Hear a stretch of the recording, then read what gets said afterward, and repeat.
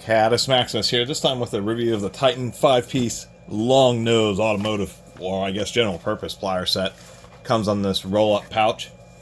You can actually find these in stores for around 25 bucks. Although, like Amazon, they're like 40. Or tool, particularly actually probably with a lot of products. It happens a lot with tools where there isn't a quote-unquote official Amazon sales or sellers or factory authorized, so they buy from warehouses and then resell on Amazon for another additional markup. But I've seen these for like $25. These are unfortunately India. You know, Titan's one of those tool companies that Great Neck is almost at the same level of low level, because they are an American-based company, but all their products are import products. I mean, maybe some of them aren't. I think Great Neck still has American-made products, but I don't think Titan does. And they don't have a very good warranty policy. Very easy to use. Certainly isn't what Craftsman used to be. The bottom line with these are 11-inch handle long nose pliers, which are certainly handy in many situations. And if you're only using these things occasionally, I mean, I'm sure these are carbon steel. I'd be surprised if these are chrome vanadium. But they are forged, and for most occasional users, and even relatively heavy users,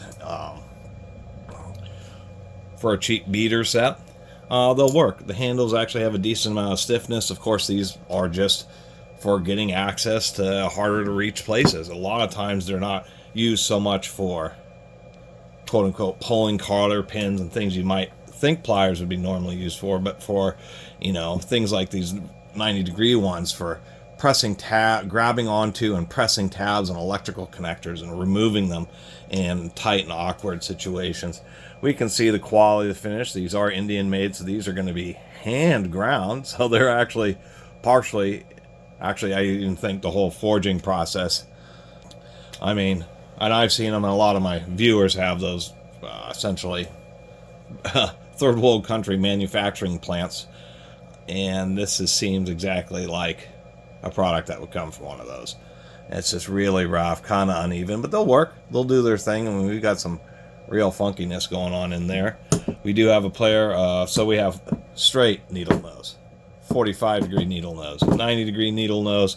We have some hose pliers, which seem okay. They kind of overground them there, but you know, I'll give them a pass for how cheap these are charging retail, $5 a piece for these pliers, even though they're just, you know, just a little bit rough. You know, they'll fit their purpose. They are hot riveted. The rivets are a little bit tight when they're new, which is actually what you'll want, because rivets end up wearing and getting looser over time. So having ones that start out loose means it's only going to get worse from there. Hose pliers are used for grabbing around the hose and then twisting it back and forth and pulling it off. But what also makes these handy is, surprisingly enough, there's a variety of situations to where such as even electrical connectors, where you have to press in a tight area, so you can't just use 90-degree pliers. And these little points, and I found with hose pliers, that's where they've kind of come into their own, is grasping certain things or depressing certain lock clips, because you have this big clearance area and then these two little points. They're not particularly strong used in that fashion, but they've certainly been useful. And then of course we do have some duck bills, or just, they're needle nose, but they're just wider, just for a little bit more grasping, a bit stronger when you're trying to twist stuff. That's notorious for these long nose needle noses. You're grabbing something and you're twisting and it just bends. You know, there's not a lot of material, even on high grade Kleins you'll get that issue. So that's really where the duck bills come in, is they're just offer just a bit more grip, a bit more strength in a flat area, so you can do twisting activities like removing cotter pins and that type of stuff. Honestly, you'd be better off with the Pittsburghs, just because warranty will be far easier at Harbor Freight. But oddly enough, Pittsburgh has two different sets, and so Pittsburgh does not have a 5-piece set like this. And that's the one kind of odd thing about them, is with the Pittsburghs, what you have to do is you have to get like a 45-degree, and I think the duck bills is one set. Then you have to get the 90s and the straight as a second set, and then they have a 3-piece set of the hose clamp pliers. So oddly enough, the Pittsburghs, you have to buy multiple sets. So as far as a shelf price, without any Harbor Freight discounts, we'll be paying the same price or more. But with all the coupons that you still can get with the, trying to remember how these went in here, that you can get with the Pittsburgh products, you probably end up paying just about the same amount, and you'll end up with a couple extra long pliers, a couple different additional sizes of the hose clamp pliers. Trying to figure out, to get these to roll up, get this whole thing to roll up properly, you kind of have to get all these in a particular type of order. Now I think I finally figure out how I had these in here before. Otherwise this roll just does not roll up very well because of the way these points interact. So you kind of got to interleave them like this. And I think that's the one, I guess, one little selling point about these is simply the fact that they do come in this roll-up pouch, which for a lot of people would be pretty handy, and they would like that quite a bit. So anyway, there's my little review of the Titan 5-piece long nose plier set. This is actually at the same garage sale that I got this that little old school snap-on ratchet from. And August is really the month. People who really have been meaning to have garage sales come around to it in August and finally do it. Depending on how hot it is, some people, you know, there's delays. If it's like 100 plus, a lot less people are going to be interested in sitting out in 100-degree weather.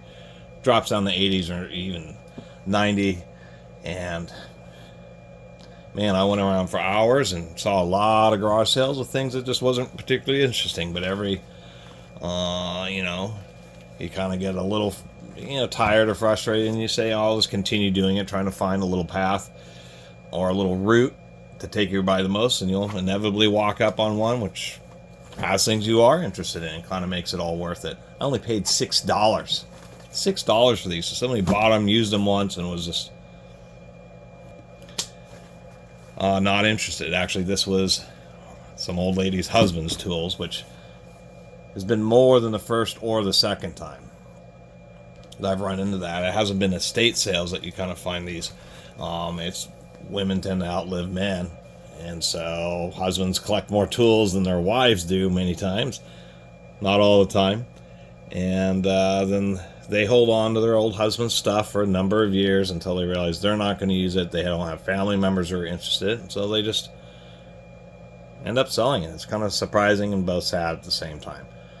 But man, yesterday when I, you know, with the I use Craigslist because most people will post on Craigslist. It has an easy map. Or Facebook Marketplace for garage sales is really weird. Facebook Marketplace is not very friendly.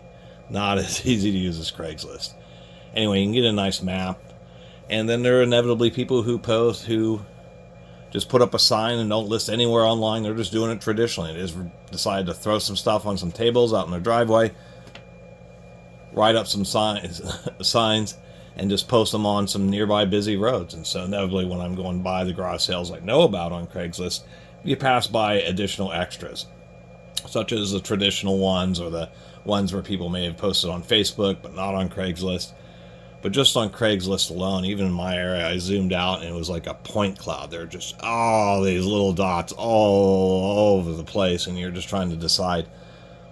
Can't hit them all. You can't hit 100 or 150. It was amazing. It was like the busiest day of the summer, and there was like a huge amount of garage sales. I was blown away. So you got to click through, kind of figure out which area, and you just say, well, I'll go by the ones that are close by me, say in the south, and then it looks like there's a big group out in the north, so I'll go out and make a little route and find some cool stuff. Found a bunch of 4K Blu-rays too. Anyway, thanks for watching. See you next time.